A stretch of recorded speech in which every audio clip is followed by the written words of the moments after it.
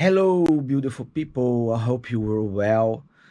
So, after many requests, I decided to make this video explaining all my setup, which is there in details. Everybody is asking how I get the sounds, how I get the video, and what I'm using.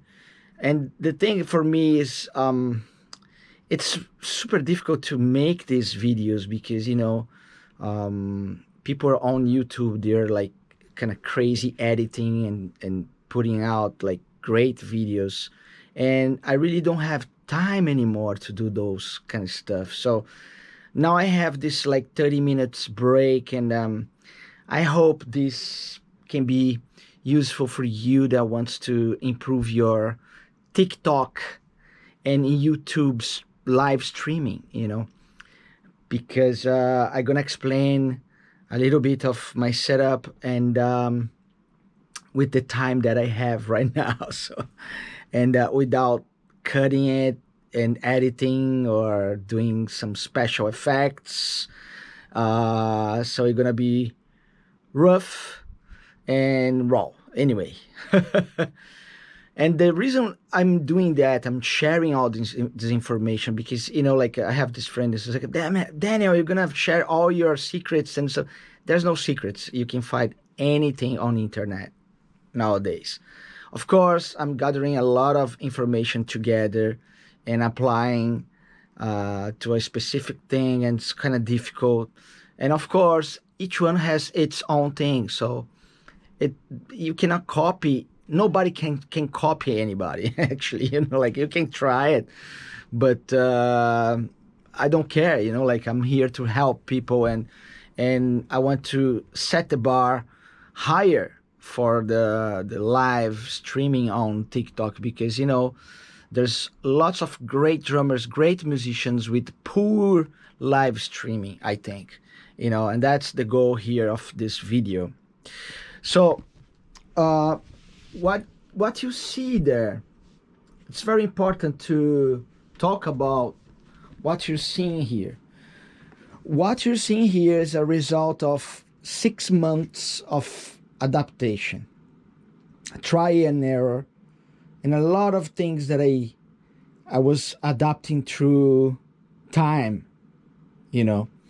It's not only try and error, but of course it's like the needs of a person like me that needs to work in the studio environment, and also I have to have like a ready to go setup for my live stream. And my first advice for who is doing TikTok, you do need something that's gonna be ready to go. Otherwise, you're never gonna make you're never gonna do live streaming. So, and this setup, it's always here ready to go, right? Of course, with time I started to add some stuff. As everybody else, I started with one mobile over there and a drum kit, and that wasn't working for me because I want to present something different than everybody else.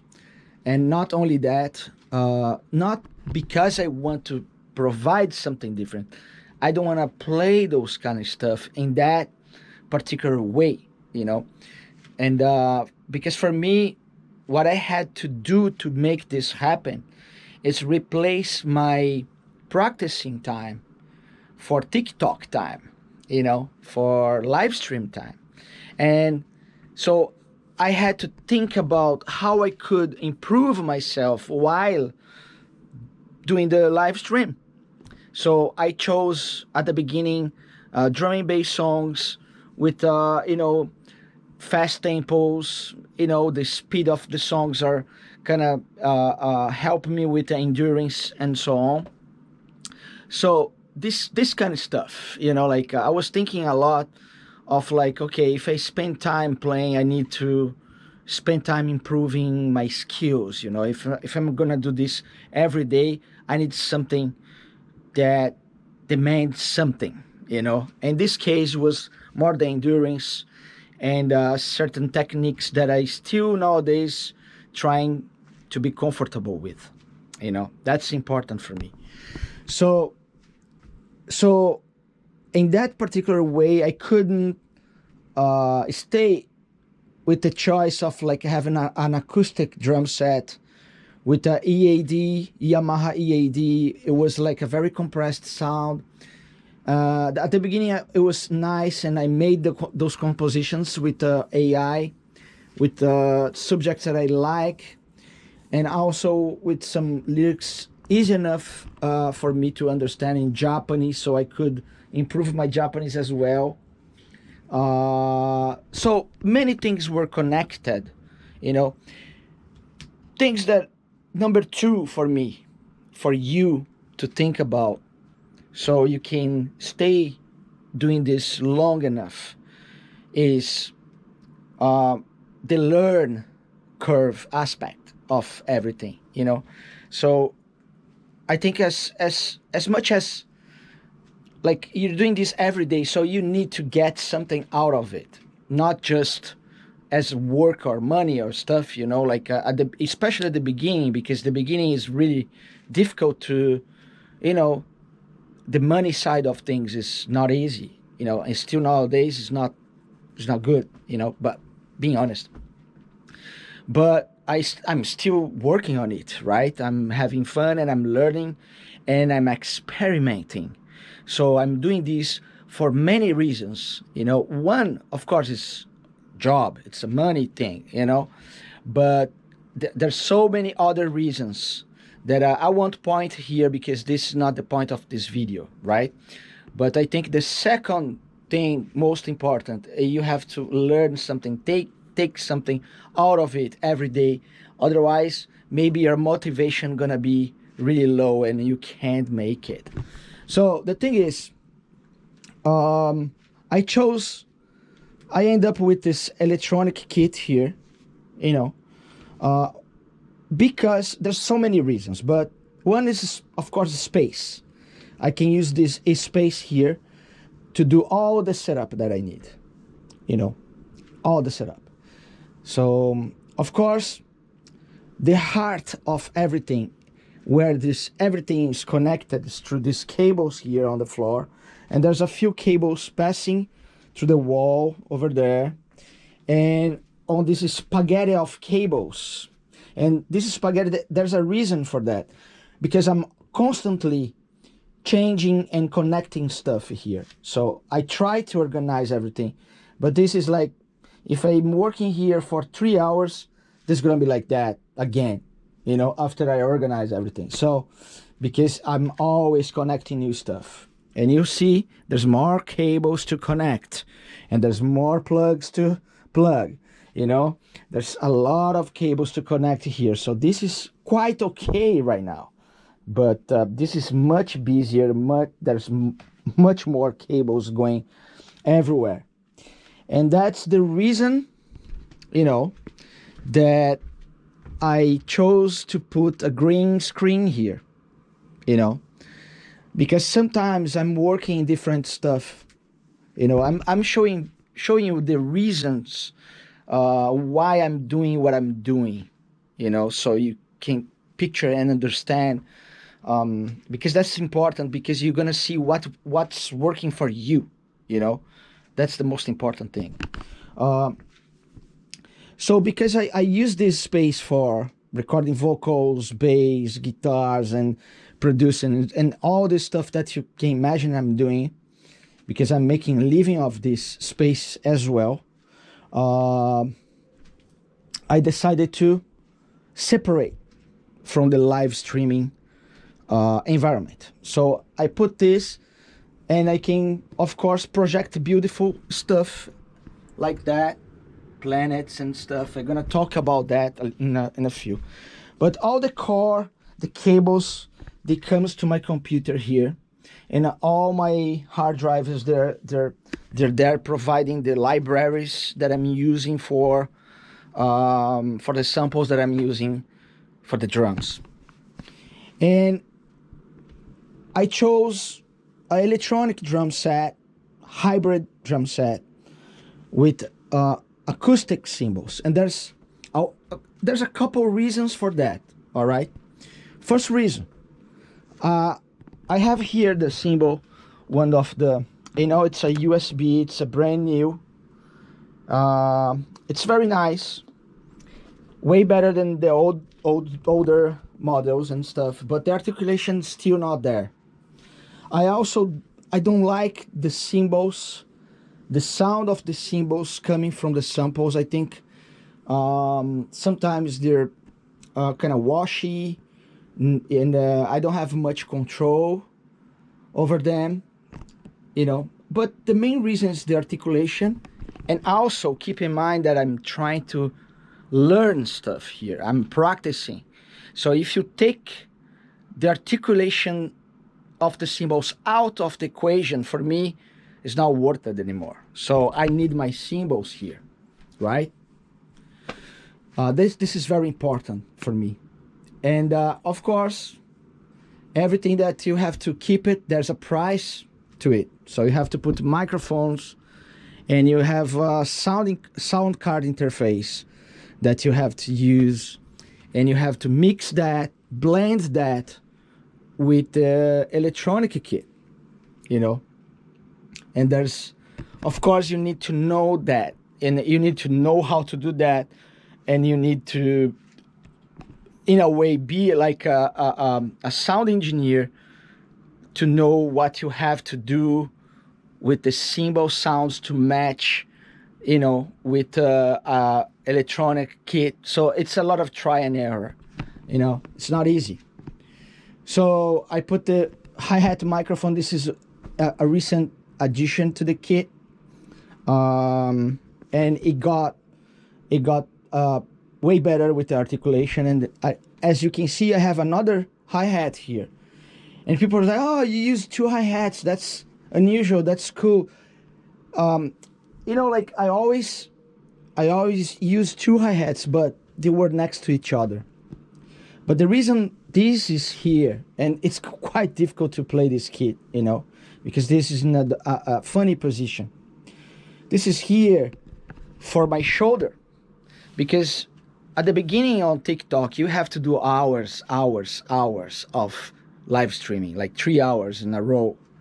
So I was like, oh man, my shoulder, because I was playing, and that shows me how my posture was like kind of, not good, So if I play like 2 hours or not that demanding music, but I was playing drum and bass, like, so I was like really like digging into the hi-hat stuff, and I was like, oh my God, my shoulder, So I put the hi-hat there, so I could release a little bit of the tension on my shoulder when I was playing here, because I'm right-handed, and I play with my arms crossed and all this stuff, as you may know. Okay, so let's talk about microphones here. So I had, at the beginning, as I told you, I had just one microphone, EAD microphone for the acoustic drums, and that microphone was taking the sound of the whole drums, including cymbals, and it was quite okay, to start with TikTok, and that get me going for a while. But it sounds like, it sounds terrible, very compressed and, thin sounding, and yeah, it didn't do the job for me anymore. So I decided to change, and I mic'd. I put a lot of microphones on the drums, and I mixed the audio, and it was kind of okay, but I got stuck with those sounds, So I was playing like drum and bass, and when I was like playing some jazz tunes, the drums were really punchy, like it didn't match. And that's how I came up with this hybrid set. And of course, there's two main reasons for electronic set being way better in this particular TikTok thing for me. One, the most important thing is the neighbors. You know, I was playing drums for 3 hours, sometimes 4 hours a day, you know, because that's the beginning of TikTok. You have to feed the algorithm, you know. So people were getting mad at me because here they can hear my drums outside. I would say that this room here isolates like 60 to 70% of the sound, but still, you know. So the sound leakage aspect is way better because now I'm dealing with only high frequencies, and high frequencies is a little better to isolate, so it doesn't get much out there. It gets out there, but it's not much, like bass drum and snare, you know. So, and the tones, so it was like do da do da do da, you know, the whole day long. And the other aspect that I think is the most interesting of all, you can do whatever with you want with the triggers. You can do a number of stuff with the triggers, not only related to sound, you know, and you can control Ableton in a way, you can switch cameras, you can do whatever you want with this MIDI data you're generating from this kit, you know. For now I'm just using let me see, 1 2 3 4 5 sets of drums, 5 drum sets, different samples for each, and I use Superior Drummer and Easy Drummer as well. And I will do another video explaining the main differences and stuff, and what should you use maybe in depending of your case. But mainly, if you want to have more control over your drum sounds, Superior Drummer is the best, right? But honestly, you have to have knowledgement to do, you know, to have control over your sounds, you know, like you really need to know saturation and compression and all this stuff. Otherwise, you're gonna have some problems, you know. So I'm using 2 Easy Drummer kits and the rest, and I use one electronic kit from Native Instruments Battery, and of course I built my own kit. And the good thing, I have some sounds on the rims here, and also here I have hi-hats and stuff, you know, so I can really have like a full electronic kit playing only with the pads, including cymbals and hi-hats, you know. That's great. And I still have my articulation with acoustic cymbals here. I'm using Neumann 84 for the overheads, and this microphone that you see here, Rode microphone, is for my talkback, you know. And this remains closed. This is a, you know, it's muted while I'm playing the drums. And that's what this guy here does. So I have like an exclusive application for iPad that I can customize all the MIDI, and I can do macro information, you know, like putting multiple MIDI controls or even shortcuts for Mac or for the application itself. This is a very complex and very well built application to control your whole computer, and calls MetaGrid Pro. I don't want to go in details on this, but I customize in a way that I can control my Ableton session. That's what I'm using, and I'm gonna talk about that in a second. But I have like my Ableton session over there, and also I use TikTok Studio, which is this TikTok Studio application here that TikTok provides for us.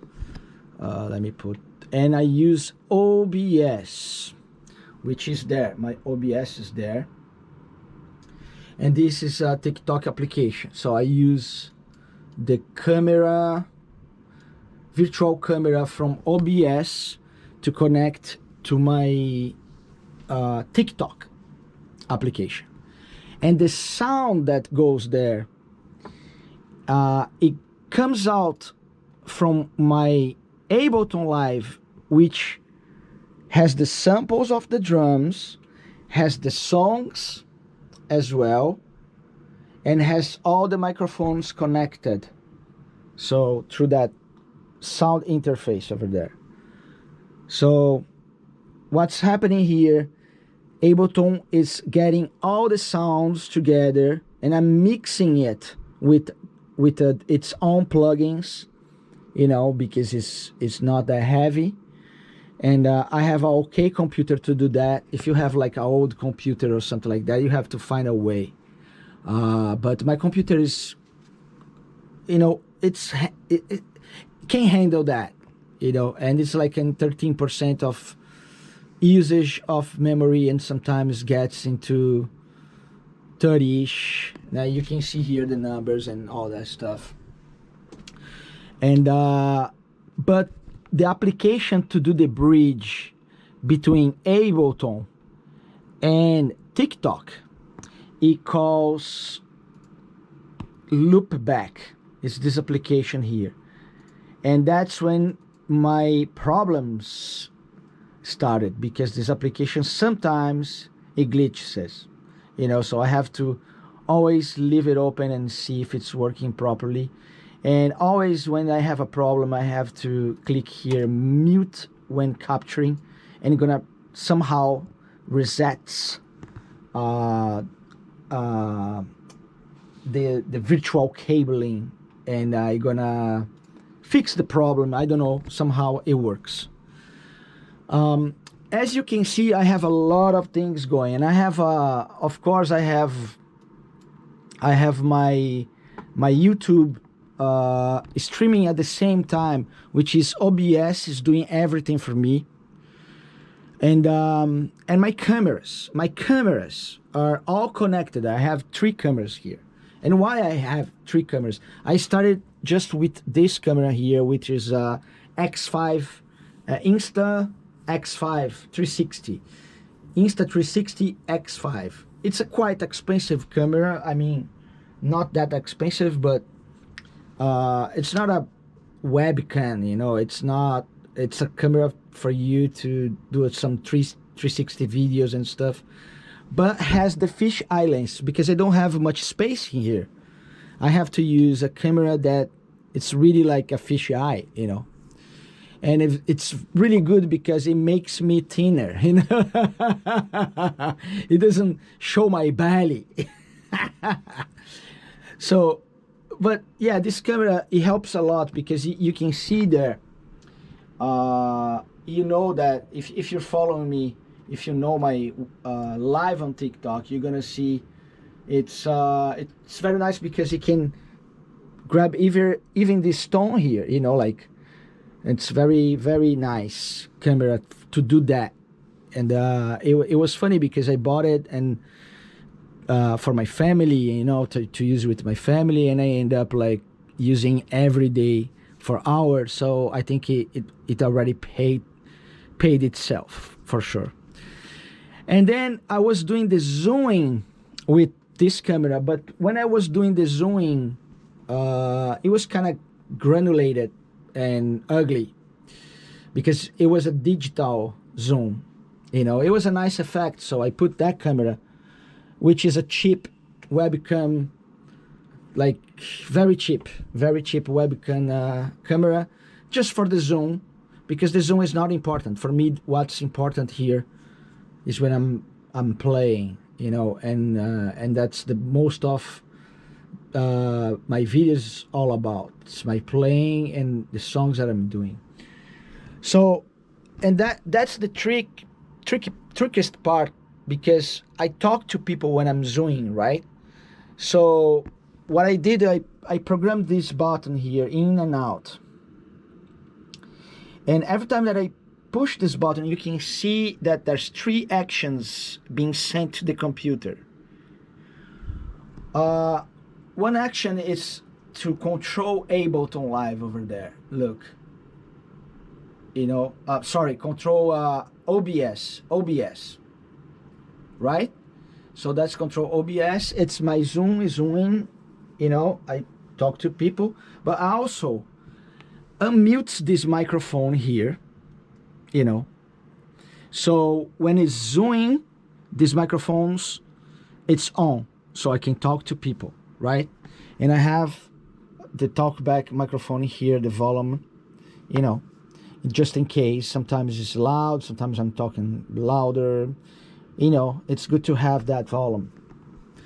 And also, because there's 3 informations being sent to multiple softwares at the same time. So there's 2 informations going to Ableton and 1 information going to OBS. Once this the camera change, right? The scene change here, right? The zoom in and out. Another one information going to Ableton is unmute and muting this microphone here, the talkback microphone. And also, it's turning on and off the click track over there. Look, that yellow stuff that's blinking right now is the click track. Why? Because I'm using the scene here, scene for the songs, you know. So that's why when the stop button or when the song stops or stop playing, the click is still going, you know. And why I chose to do that, because Ableton never stop playing, and every time that I move on to another song, the session adapts for the new tempo, and I have a time to wait for my counting for the next song, you know. So that's very important to me. That's the way I want to be, because, you know, I want to, there's a couple of reasons for that. I want get into the details, but of course there's a few songs here, that are maybe 20 songs, that's the click, it's audio click.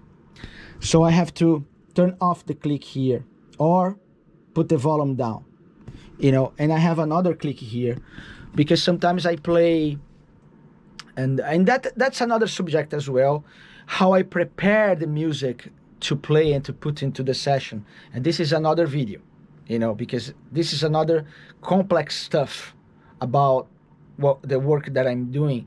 And that's why I don't think I'm not afraid of people like, let's copy Daniel, or you know, like there's people are doing amazing stuff on Instagram and all the social media way better than what I'm doing. And I'm not concerned about people getting my stuff here, which is not mine, you know. Like, this is the ideas that I came up with, and to you know, to fix my problems, you know. So the thing is like, I have some click tracks that I made customized for a couple songs that I want to play. Like, for example, some songs from Michael Brecker, there's no click, they're playing, you know, just 4 guys in a room playing and recorded, and the time fluctuates, you know. So I don't want to change input on time, I want to play over it. So, but sometimes it gets messy, the audio, and it's difficult to, you know, to follow what's going on with the bass and stuff. So I made my click tracks, and I suggest you do the same, you know. And there's a way to do that. You know, you just play the click track with those guys, you know, and then you take out the drums and you put it inside the session. And that's how I do it. But there's many ways that you can do that. Let me see if I'm not forgetting anything. Yeah, I mean, the production part of how I make those songs, and you know, I did a video already on TikTok live. So you know, that's the thing about YouTube and all these videos that we're doing. It's really difficult to spend time doing it.